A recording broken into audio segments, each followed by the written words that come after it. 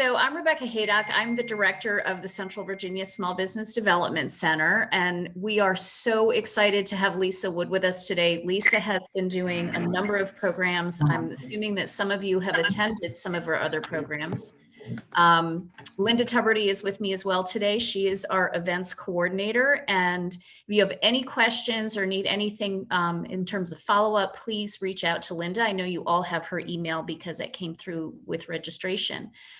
But very briefly, and I'm going to let Lisa get right to it, the Small Business Development Center in Central Virginia is here to help you with a number of the things that Lisa is going to go over today. And we also work with companies to find access to capital, work on state contracting, other business contracting, as well as general business development.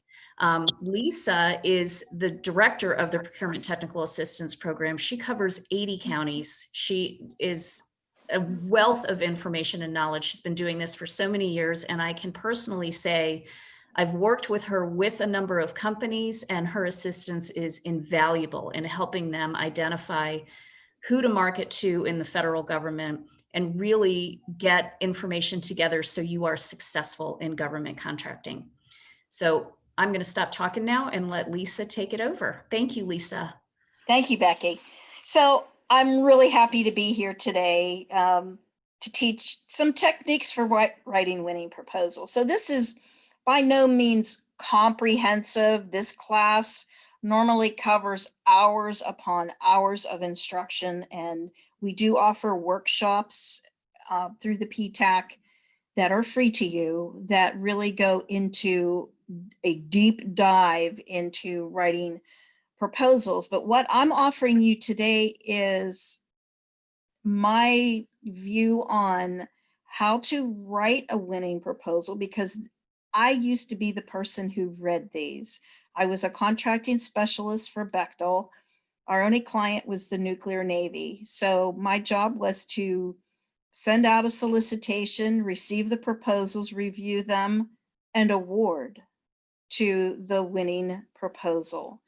So through the years of doing that and the years I've worked in PTAC, I have developed some specialized knowledge on what works and what doesn't work. So we're going to get into that today, and hopefully you will take something away that will help you write that winning proposal. So we're going to go over today the uniform contract format for a federal request for proposal. It's very different than anything else that the state would do or a municipal government. And that's only one section of the presentation. Once we're past that, we're going to go into the tips on writing the proposal, which will cover how you respond to state and even commercial entity proposals. So it's just basic common sense guidelines on writing a perfect proposal. But in the beginning, we're going to cover federal because that is a completely different animal. And then we're going to go into how to get organized before you write the proposal and things to consider beforehand, like whether you're actually going to do it or not, that bid or no bid. Then we'll go over some tips. I'll talk to you about the typical evaluation, how somebody picks up your proposal and looks at it and analyzes and evaluates what you wrote. We're going to get into capture management and win theme development. Those are words that you're going to hear a lot when you're studying proposal writing. We're going to talk about how proposals succeed and how they are won.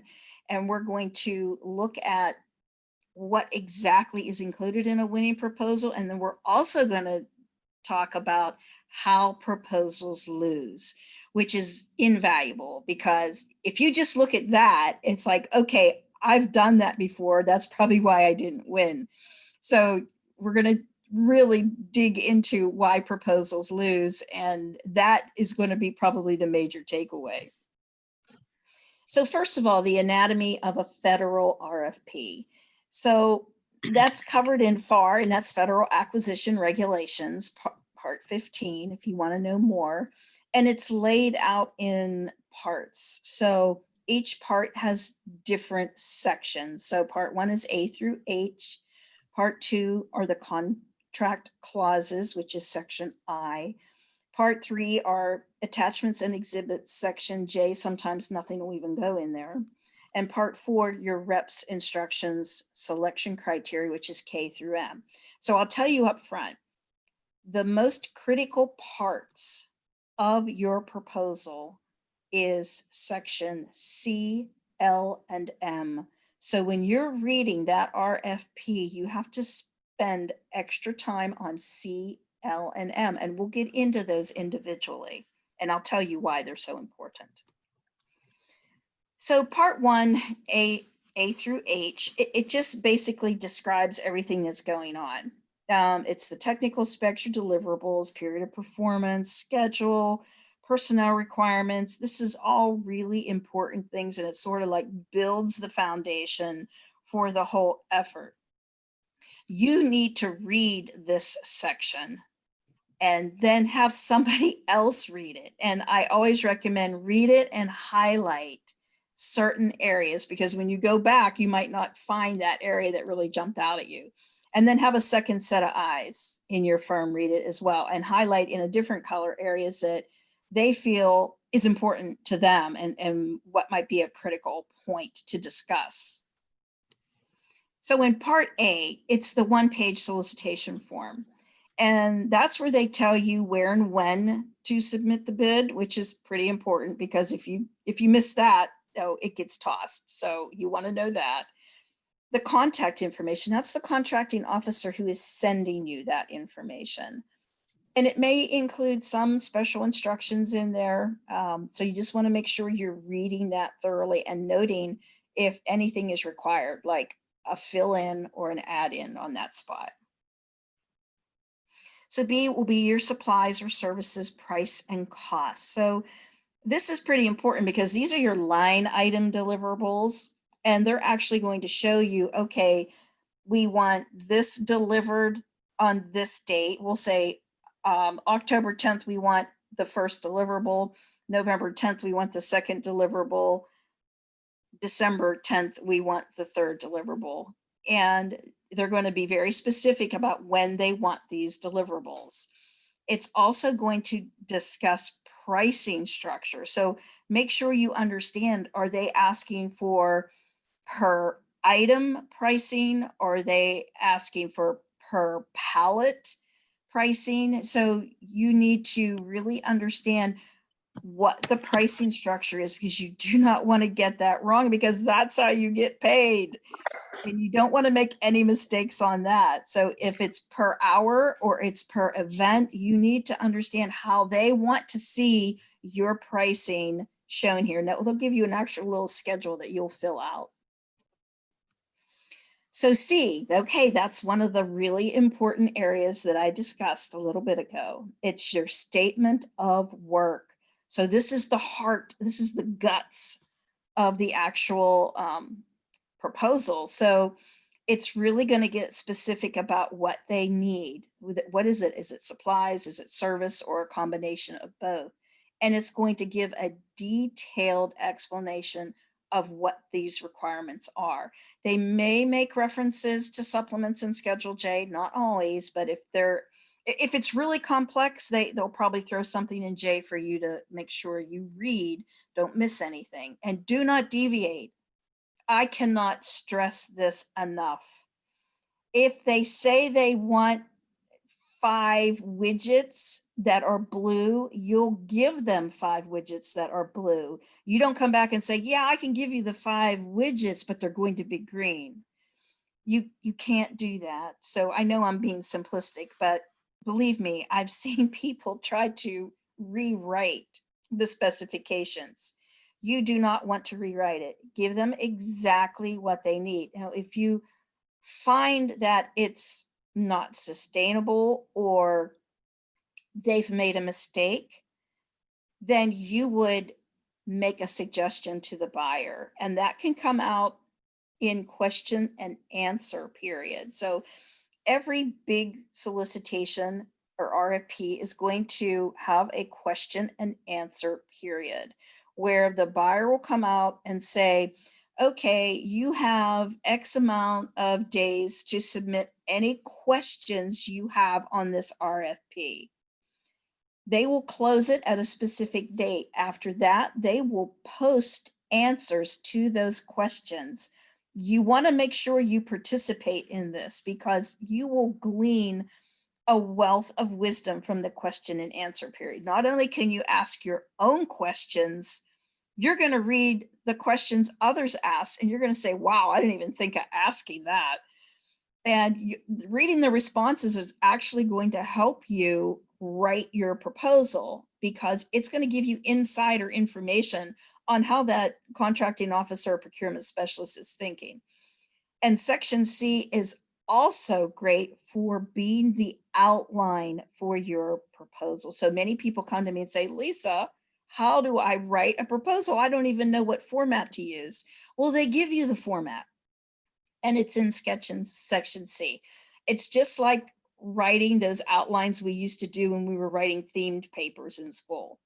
You're going to have the headings that they're going to give you in section C, and you're just answering every item that they're calling out. So use your section C as your outline for the proposal. And to give you a tip, they read it compared to what they gave you.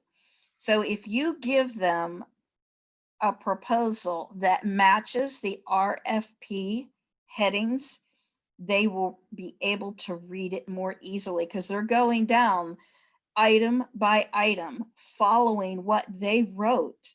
And if you've put it in that format and you follow their headings the way they wrote them, now they've got an easy to read proposal. If they have to go through the whole proposal looking for information and looking for answers, they're not. It's going to get tossed. So packaging and markings, this is a pretty big deal, and it's in sections F or G. How items are packaged or labeled is critical because they will sit if on a loading dock, if it's a commodity, and they won't touch them if they're not packaged correctly, or they'll get refused. So I had a client once that sent some pretty big electrical components to Fort Belvoir, DLA here in Virginia, but they were sending them from Erie, PA. And he knew that they had been received, they were there, but no one was acknowledging it and he wasn't getting paid. So eventually he got a response from DLA and they said, well, you didn't put the RFID tags on it. So it was just sitting on a loading dock. They would have sat there forever had he not pursued and found somebody that actually said, yeah, you're missing RFID tags. He got in his car and drove to Fort Belvoir and added the RFID tags. They then accepted the shipment and he got paid. So it's that critical. You want to make sure you're not missing any of that because you don't want to not get paid for something you built, manufactured, delivered, and it was not accepted and you're not getting paid. You want to make sure that everything is in order and you're following the instructions perfectly. And sometimes they'll use Mill Standard 129, other mil specs, ASTM. There are a lot of different commercial packaging. So also, if you're uncomfortable with packaging, find a firm who does that. Many of my clients are uncomfortable with following the guidelines of packaging because it's written in government hieroglyphics, and they will go to a firm that specializes in it. That's what they do. That's all they do is package for government. They know how to do the RFIDs, the IUIDs, and the specific packaging because it could be treated pallets, it could be no plastic, it could be any number of things depending on where it's going, especially in the war effort, humid conditions, sandy conditions. So sometimes it's worth the effort to pay somebody to do that for you to make sure you get it right. You also have to be mindful for the cost to deliver the package. So you might overlook the fact that you're going to have to pay a carrier to take that package across the country. And you didn't add that to your bid, and you won because you were a low, if it's a low price technically acceptable, you're winning. Now all of a sudden you're eating the cost of delivery. So you have to make sure you understand what it's going to cost to deliver that item or package it, especially if you're using a third-party packager. Inspection and acceptance. So sometimes inspections occur on site. Sometimes they occur upon delivery at the end source.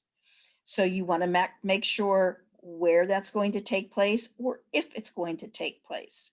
Sometimes they have an inspection called first article inspection, which means the first one off the line, the DCMA rep is going to be there to look at it and inspect it.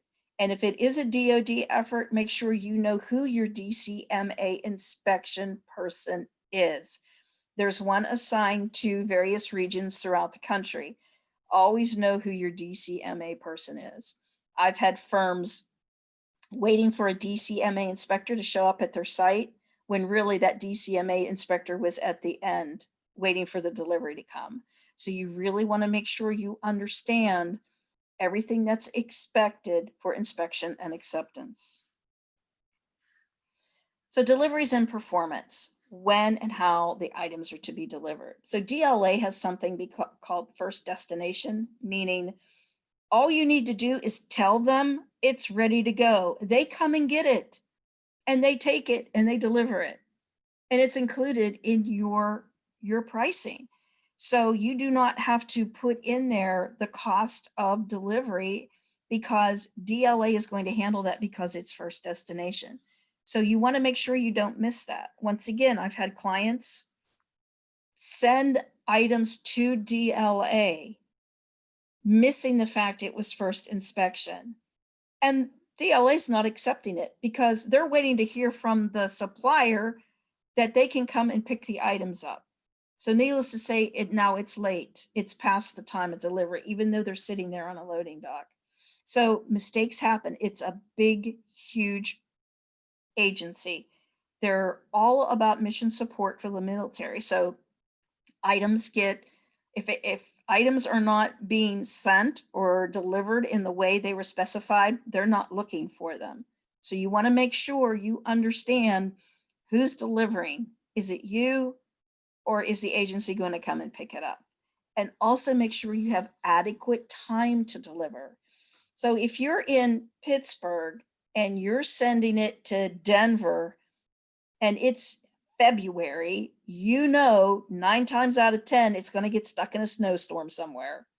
You want to make sure you've allowed enough time for a delivery to be delayed. It happens. So leaving adequate time to deliver is important because the one thing government really has a strong view on is on-time deliveries. They hate it when you're late. They want it either before or on the date that was specified. People who are late with deliveries get a bad report card in CPARs. Late deliveries is a killer for your business. So administration of the contract, section G. Sometimes you could be really good at what you do, but you miss out on the administrative details. That is critical in government. You have to understand how you're going to get paid, who's going to be doing the accounting, how you're going to invoice, who's reading that invoice, if there's any forms to be filled out. Are you supposed to go into wide area workflow, or is it a credit card transaction?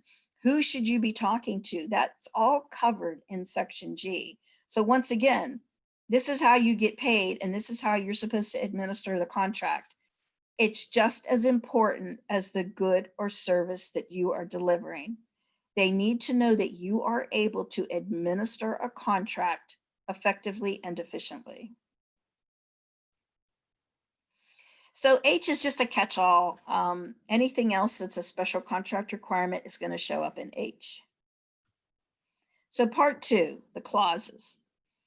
You know all those clauses that you see in SAM. Well, those clauses also show up in a contract. You want to make sure you read and understand every single one of them. If you do not understand one of those clauses or several, then find somebody who can explain it to you. Never, ever sign that contract if you do not understand all the clauses, because when you sign, you are bound by those clauses. It is a legal executed document. So if you say, yeah, I'm level 1 with NIST 800-171 for cybersecurity, and you're not, you just signed a document saying you are. And if somebody pushes back and says, show me your SSP and your POAM, now all of a sudden you don't have it, but you signed for it. Or if you have a security breach, cyber-wise, they're going to go back and see what you signed in your contract for the clauses. So you want to make sure that you understand those. I've had clients say to me, I never read those, I just sign it. Oh, please don't do that. Get an attorney or come to PTAC and we'll go through them together. So Jay, once again, a list of attachments if there are any. Okay, reps and certs. It's your eligibility to bid. So if you are a certified WOSB, and this is a WOSB set aside, this is where you show your certificate of being approved as a WOSB from the SBA. And so that is documenting your socioeconomic status as a set aside. They may ask for income tax returns. Hiring and employment practices, you may have to provide that. Equal opportunity and so forth. So make sure you're qualified to bid. L, that's another section that is critical that we talked about before. C, we've already discussed, and now we're in L. Proposal preparation instructions. This is where they actually tell you how to prepare the proposal, the formatting, packaging, submission. So, and they can really get in the weeds, and we'll talk about this later on, but they're going to be very specific about how they want that formatted.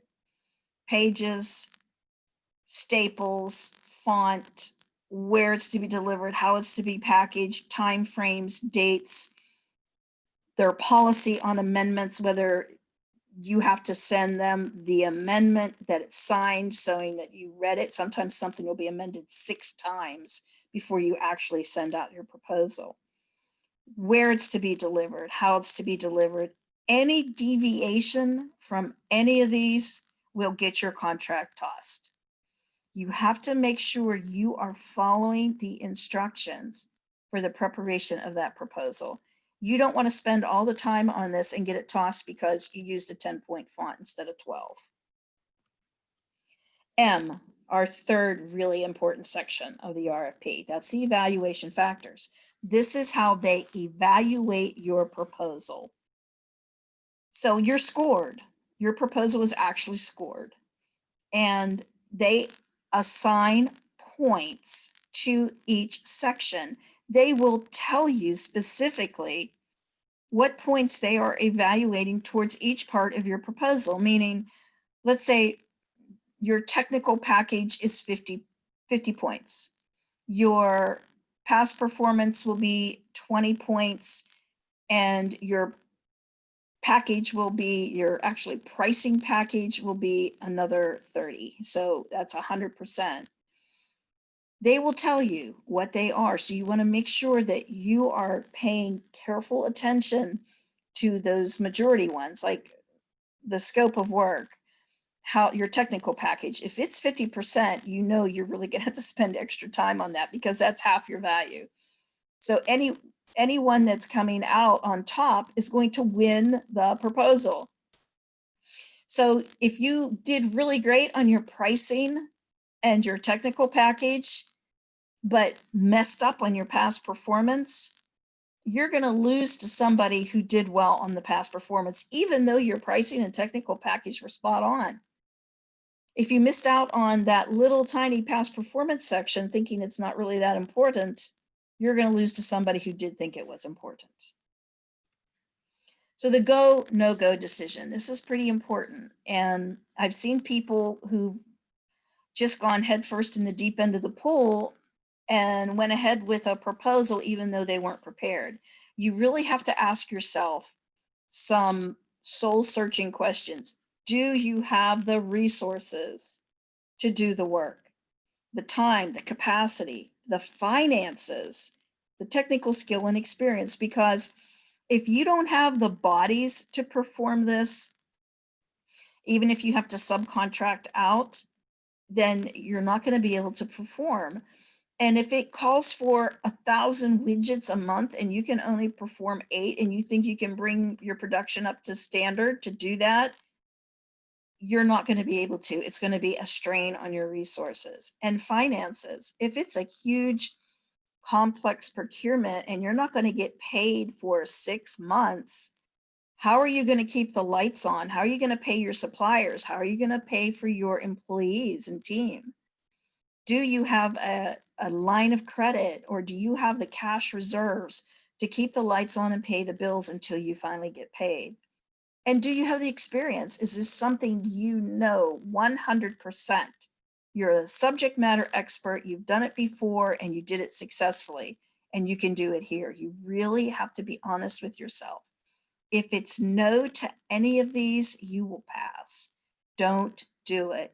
Either team with somebody who has the missing pieces, or wait until you have the experience and the resources to actually move forward with a complex procurement. So if it's no go, if you say, no, really, Lisa, we didn't have all of those, so we're not going to do it. And that's fine.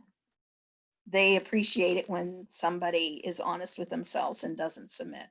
But stay in the game, submit a no bid letter and explain why. And the reason why is they'll remember that and they'll appreciate it and they'll leave you on a list for future opportunities. But it's also possible that you refuse to do it because of a specific technical reason that could have been a problem within the RFP itself. And if they get enough people saying, we decided not to bid and this is why, and it's all the same, they're going to take a hard look at that and say, maybe we should amend this and fix it. We have a problem here that didn't come up in question and answer period. And they might modify it and go back out as a recompete. So if you do decide to go, woohoo, you need to know who your audience is. You have to make yourself intimately familiar with the end user. Have a comprehensive feel for what you're going to say to them, what you're going to prove, what is it exactly that they're looking for, and what are the hot buttons? What do you really want to show to them you are capable of doing in response to this RFP? So that is actually capture strategy. So in a capture strategy, you're going to re-examine the entire solicitation package. You're going to go out and you are going to do market research on anything you could find in this area of expertise. And you're going to develop your own key reasons why the government should choose you over a competitor. And I'll tell you now, I used to get 6 proposals in response to an RFP, and they were 6 excellent proposals, and I could only choose 1. And they really had to work hard to prove to me why they were better than their competitors. So just think about that. Think about why you're better or how you're better, and that's going to take you actually going out and thinking of who else is probably competing on this. It's probably somebody you know, and determining how you are better, faster, stronger than they are. And you're going to weave that strategy throughout the proposal. And this is called a win theme. You're going to remind that buyer over and over again throughout the proposal, you are the best, most logical choice.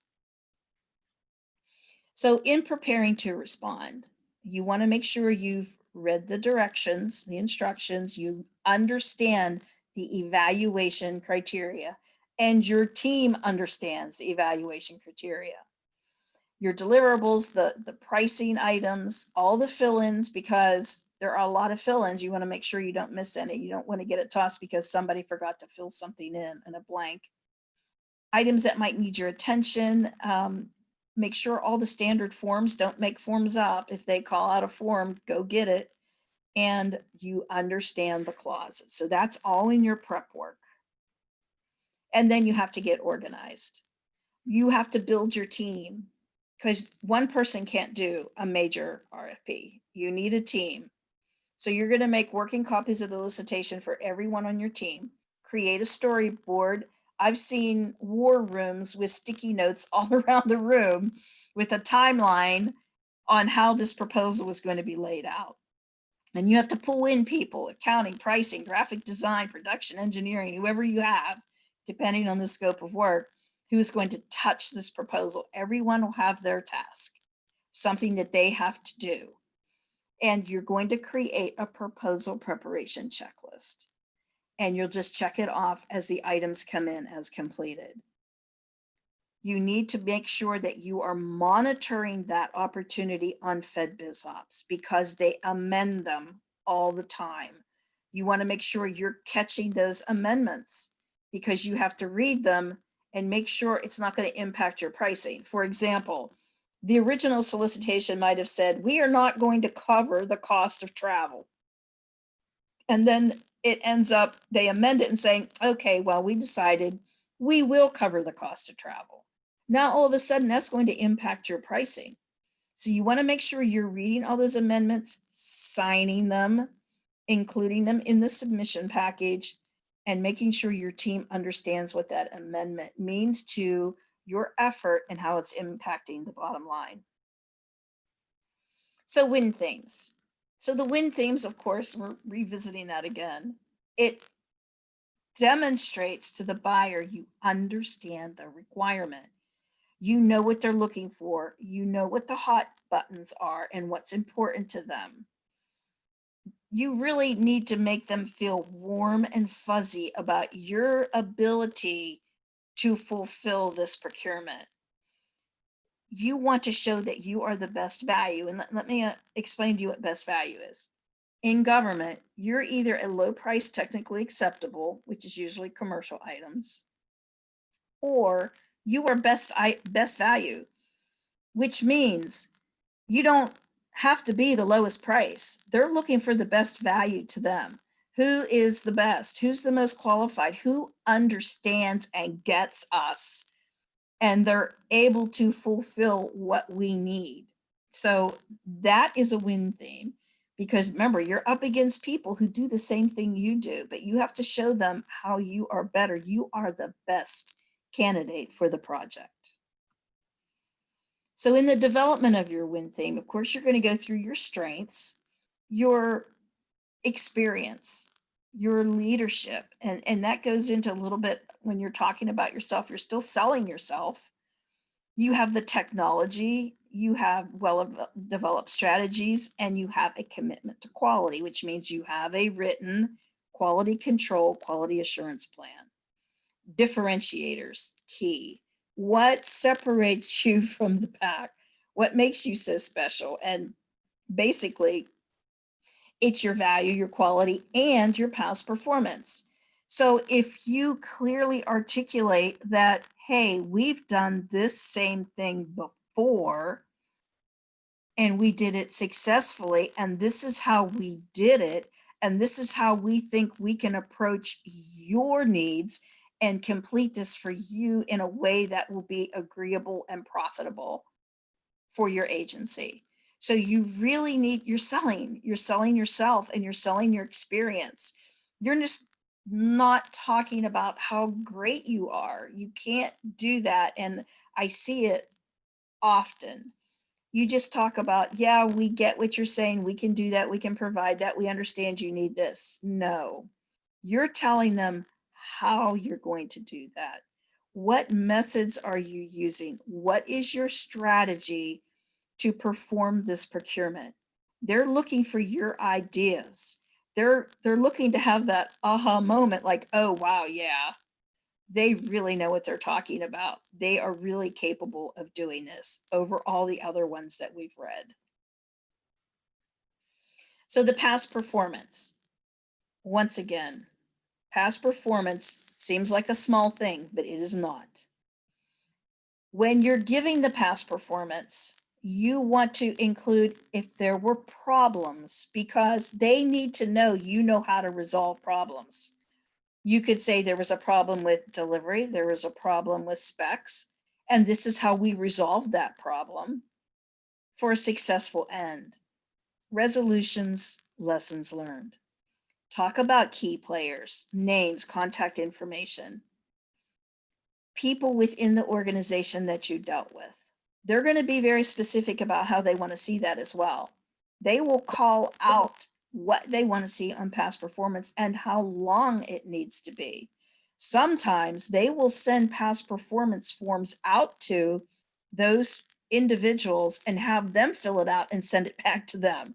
So you want to make sure your information is going to match. So it should, of course, include the basic size. They might want it to be no more than 1,000 words, 12-point font, New Times Roman. They're going to be very specific. Make sure you follow those instructions to the T. Don't ever skimp on past performance. It's also going to guide them to CPARs if your past performance was a federal agency, because federal agencies are required to report into CPARs, and that's the contract performance reporting system. It's your report card, and they'll say whether you were on time, within technical spec, and within budget. They have a criteria. They're not going to say, you know, they were really hard to work with and we don't ever want to work with them again. It's not like a mean girl personality issue. They're just going to talk about the specifics. So just make sure that the project that you're giving as past performance is relevant to the project that you're bidding on. So if you do several things, let's say you're in construction trades and this project you're bidding on is for the HVAC system, but you're giving past performance on drywall and electrical, that's not relevant. They want to know, what have you done that is relevant to this scope? That is the past performance that you give them. So on the evaluation goals, this is what they're going to look like. They want to see that experience in the supplies and services. They want to see your technical capability. Do you have the technical capability and wherewithal to perform this function? What is the soundness of your quality control program? Because they might call you up and say, hey, I want to see your written quality control plan. So make sure you have a written one. What about your management capabilities? Because it's all about the project or program manager. If you don't have anyone leading you who is successful and proven in the field, then it doesn't matter how good your technical people are if they're not being led by somebody who's experienced. The caliber of your purchasing. What about your vendors, your suppliers? A really good prime can get screwed by a second or third tier supplier because they're late, or the product they're sending them is off. It's out of scope, or it's not within tolerance. You need to be able to demonstrate you've got great subs, and that those subs, if the cyber requirements are flow down, which most of them are, you want to make sure those subs are compliant to those cyber requirements as well. And of course, your past performance, a history of on-time delivery. Really brag about that. Brag about it and brag about it, because that's going to be important to them. Also, the evaluation, which is in M, remember section M is how they evaluate you. Go back in there and make sure that you're going through that, because they use M to eliminate contractors who are not qualified to perform the work. They're going to go through your M section, and if it doesn't fit what they feel is compliant and what they had in their section M, in the solicitation, they're just going to toss you. So you want to make sure that you are managing and mitigating the risk they feel by awarding to somebody they're not familiar with.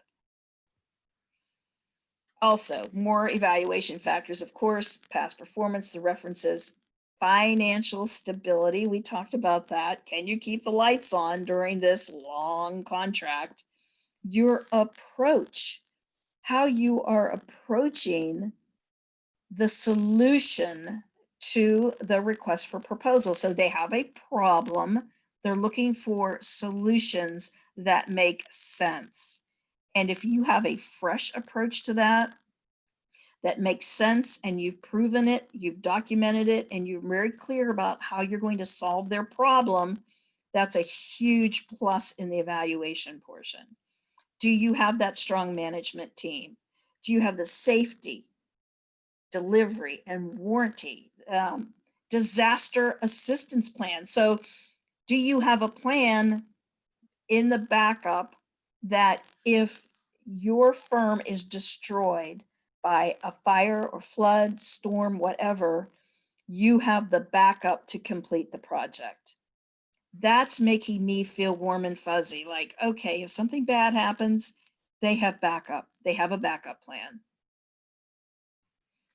So successful proposals. These are the proposals that win. They show that you understand what they're asking for.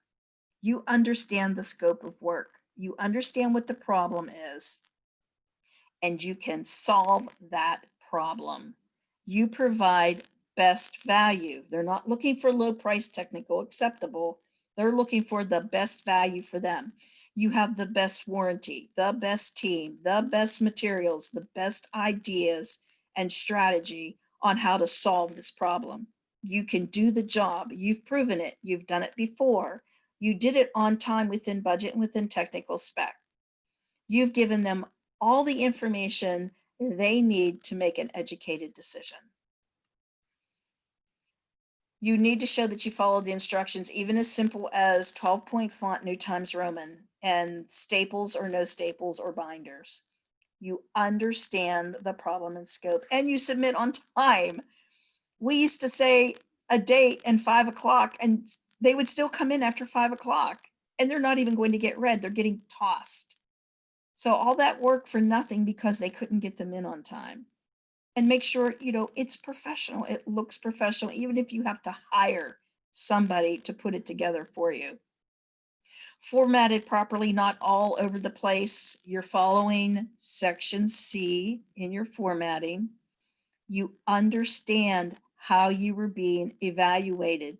They can tell if you had really paid attention in section M for that evaluations and you wove that through your proposal. And of course, your pricing is reasonable. They will still try to beat you up on it, but stick to your guns. So this is why proposals lose. People don't follow instructions. And believe me, it happens. I read proposals all the time. People give them to me, say, hey, I wrote this proposal. Can you review it for me? And like right off the bat, I can tell they didn't follow the instructions. People who don't really have an understanding of what the problem is, and they're just parroting back what the government has asked for. Yes, we understand that we have to provide XYZ, not saying how they're going to provide XYZ. Of course, incomplete responses, no signatures, no compliance with the specs, not showing they have sufficient capacity. Like if it is a large capacity order, they need to demonstrate they can bring on another shift. They can demonstrate I have people in the background. I had a young lady miss out on a huge transcription job, and it was because she could not demonstrate that she had people to help her with the weight of the actually volume of work. So it was enough work for 10 people and she was one person, and she had them. She had other transcriptionists on hold waiting to help her if she did this effort, but she did not demonstrate that in the proposal. So she lost because she never let the government know that she had these people in the background who would have worked for her as 1099s. So because of that lack of information, even though she was highly qualified and would have done a great job, She just didn't include that information. And you have to make sure your technical and pricing is within what's called competitive range. So they might come back to you and say, okay, your pricing did not meet our internal budget that we did ourselves. And that's what they do. They price it out themselves to see where the proposals are going to come in at. That's called the competitive range. You might be too low. You might be too high. So they're going to go back out and tell everyone, you're not within the competitive range. Come back with a best and final. And normally when that happens, the low people come up and the high people come down, and you get everyone within the competitive range. But they're looking for that. They're looking for your price to be basically close to what they came up with, because if it's off by too much, they're thinking you missed something, or you're trying to, gouge them for more money. And of course, poor proposal organization. They will not look for the information. If you don't lay it out in the way that they wrote that solicitation, as in section C, they're not going to read it. If it's too wordy, if you're just going on and on and on using adjectives and adverbs and glowing opinions of how wonderful you are, it is not going to win. Keep to the word count. If they say no more than 3,000 words, it's no more than 3,000 words. So this is else why they fail. Show the relevance of the past performance. If your past performance is not relevant to the effort, you cannot demonstrate that you can do the work. And if you're giving an approach of how you're going to solve their problem and you don't have backup for that rationale, they're not going to believe in it. You really need to demonstrate you have an understanding of the problem and clear strategy on how that problem is going to be solved. And of course, restating the requirements, parroting back to them what they want without explaining how it's going to be performed. And really, unprofessional appearance, typos, smudges, poorly written, it makes a difference. If that buyer is reading 6 to 10 proposals and they're badly written, they're not even going to get through it. They're just going to toss it, because it's a lot of work reading a proposal. So you want to make sure it is easy to read, it's well done, well laid out, and professional. No coffee stains. Also, your proposal will fail if your personnel is inexperienced. You want to make sure you have the people on board to perform that work. And the technical scope, you need to really come up with a definitive understanding of that scope of work, especially if it's technical. We'll say in the manufacturing realm, you understand those material drawings.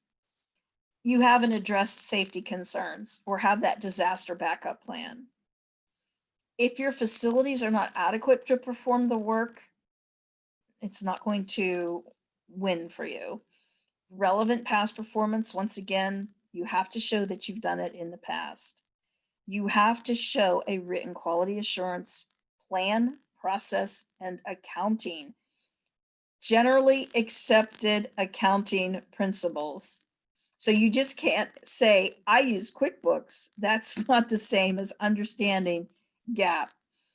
Having an accountant who definitely understands GAAP, yeah, that's understanding accounting.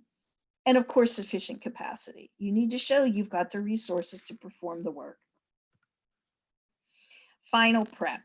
So you're going to go through your list. Everyone gets a copy. Everyone's checking what they did. They're checking other people's works. Everyone's going through it. You're checking off the checklist. Everything's filled in. Anything that needs attention, like let's say you're going to write a caption on a photo, which is acceptable if it's warranted, like a specific machine or building, something that they want to see a picture of and it will enhance the actual proposal. You make sure that's all in there and everyone is on board. Everyone's on the same page. Everyone has reviewed. So You just need to make sure that you have followed all those evaluation factors. Everything's clean and neat. There's no typos, and that you understand what they were actually asking for, and you have followed through and given them exactly what they were asking for, and you are showing them a strategy to solve their problem. Once again, font sizes, page limitations, word counts. You met the evaluation criteria. How about your deliverables? You know what's going to happen there with packaging and shipping. You understand all that. And I keep saying fill-ins because so many people miss the fill-ins. They forgot to sign somewhere or initial. And of course, punctuation and grammar. Review it all again. You can't review it enough, and not just one person, because you can read over the same mistake over and over again and not see it. But somebody else can pick it up and read it and know that, oh yeah, hey, look, you missed this or you misspelled this. So it's good to have a couple people looking at it. And of course, review of the clauses. And delivery, you know everything of where it's going. You have followed all the instructions to bind, not bind, envelopes, clips, no clips, staples, no staples, timestamp, proof of actual shipment and delivery. All your deliveries are accounted for, and of course the standard forms. If you lose, you did all that work and it was fabulous and you followed all the instructions and you thought you are a shoo-in, but you didn't win it. Ask for a debriefing. That is a requirement. They have to give you a debriefing. That's in the FAR. Be respectful, don't be confrontational. Find out what was missing, find out how it could be improved. Thank the contracting officer for their time and consideration, and stay in the game. Don't get frustrated, because once again, I would have 6 proposals that were all perfect, and I had to pick one. That means there was 1 winner and 5 losers. Those 5 losers hated me. But in the back of my mind, I was thinking, okay, next time around, it will be the same 6, and I will take turns awarding. So they might not award to you this time, but they're going to remember you. And they know that you did a good job, but they happen to go with somebody else for whatever reason.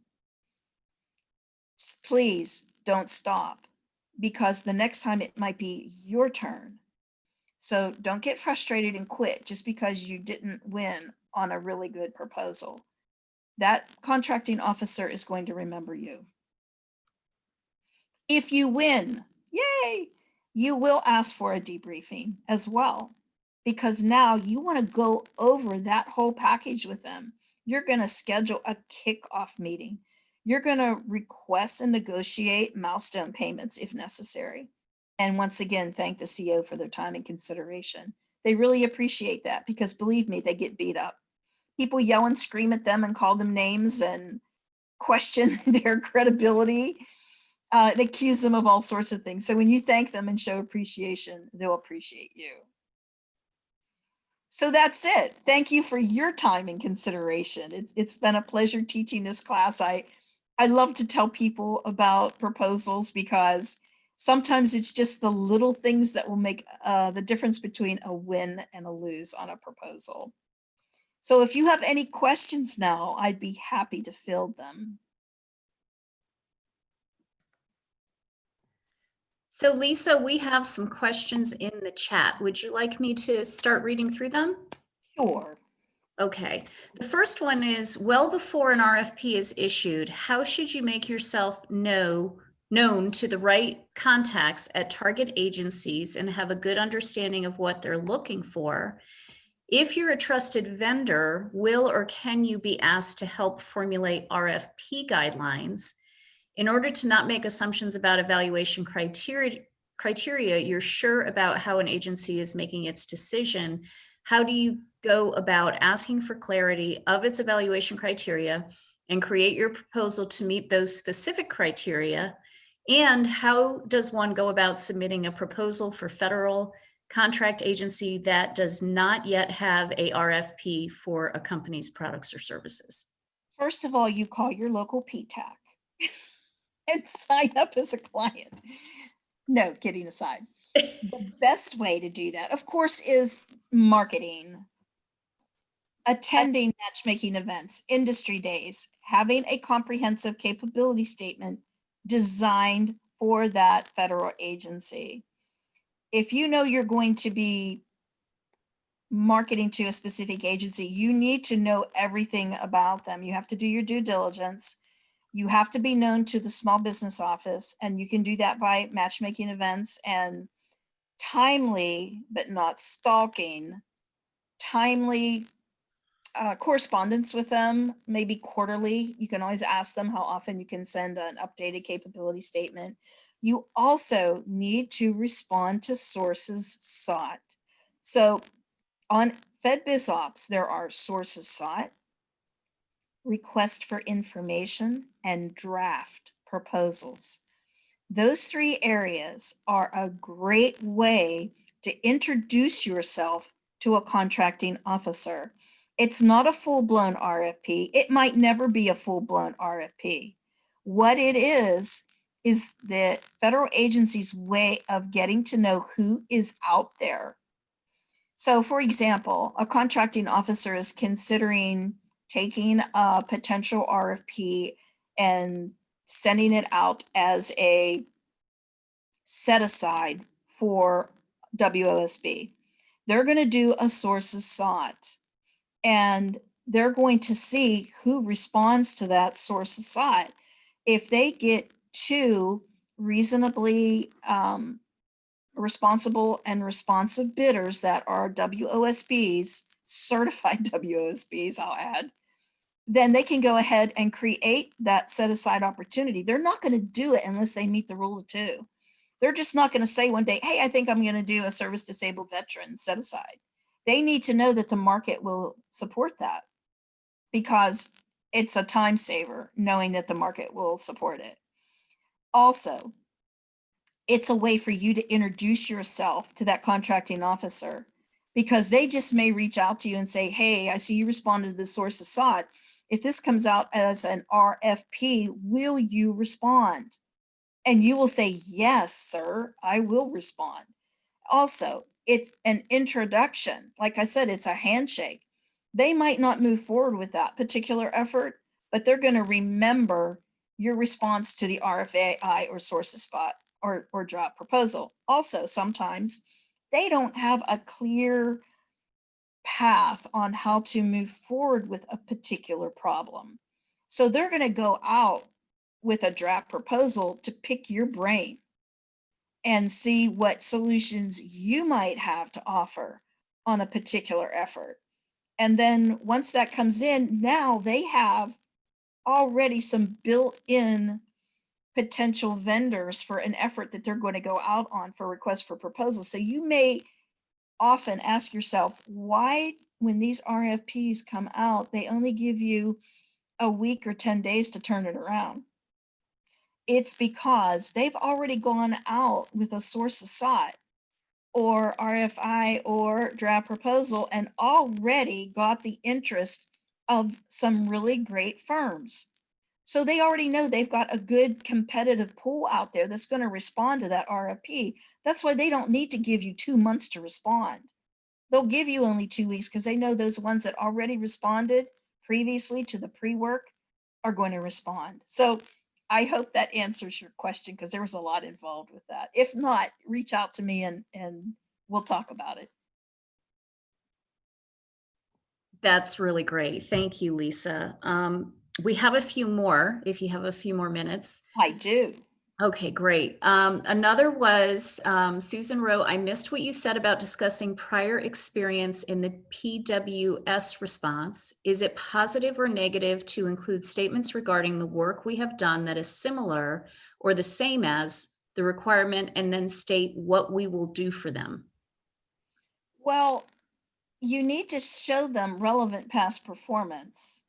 If I'm following this, they're not going to award to somebody who has never done the work. You really have to demonstrate that you have done the work before and done it successfully. So that's where the past performance comes in. If you do not have that past performance, don't bid on that opportunity. Team with somebody, be a subcontractor to somebody who has that past performance. Now you're going to get the past performance because you're working as a sub to a prime on that particular effort. That starts to build your past performance. So when you design your past performance, you'll say subcontracted to XYZ prime on an effort for the Army and give the scope of work and what you did. That's valid past performance, even though you weren't priming that work. Okay, great. We've got another question from Bill regarding competitive range. He wanted to know, do they tell you if you're low or high? I wouldn't want to be low or go lower. Yes. So I used to say um, you were considerably less than the internal estimate, or you were considerably more than the internal estimate. So, please sharpen your pencils and go back and review your information to make sure there were no errors and give me your best and final. So, yes, they're not going to say you were just not tell you were actually too low and you're going to wonder why. Like, was I too high or too low? No, they're not going to allow you to do that. They'll be very clear. If they're not ask for validation or clarification. Okay, that's great. Susan had a clarifying comment. She said, I meant discussing it when responding to the technical approach. Of course, I will provide past performance response as well. I'm not sure Okay, if so there's a, your technical approach, your technical package, you want to make sure that your technical package clearly shows you understand the scope, the technical scope, and your past performance can include when you've done similar technical packages. So it's all in how you write it. When you're doing your technical package, you're going to state in there when and how you did similar efforts in the past and how you are approaching this particular scope or technical scope. So you can go back and say, okay, when we did it here, we did it this way, but here we are suggesting that we move forward with this strategy because maybe something didn't work with the other one or it wasn't cost effective. So you're using that past performance from when you did something very similar in the past and how you're enhancing it for this particular effort to solve that problem. So hopefully that's a little better answer. okay, that's great. There are no other questions in the chat box. If anyone would like to unmute themselves and ask a question, you are welcome to do so. Lisa, just so you know, we've popped we popped your website into the chat box as well as ours, so people can get some help from both organizations, us hopefully preparing other things, and you, of course, with government contracting. And, I just want to say thank you again. The amount of information that you provide, the insight is invaluable. We've got lots of folks that have requested your slides, which we will send out. Lots of There's thank also a yous. handout, 100 words not to use in a proposal. Oh, great. Make sure you send that. That's critical. Okay, we will do. All right. Also, we have also, please get on the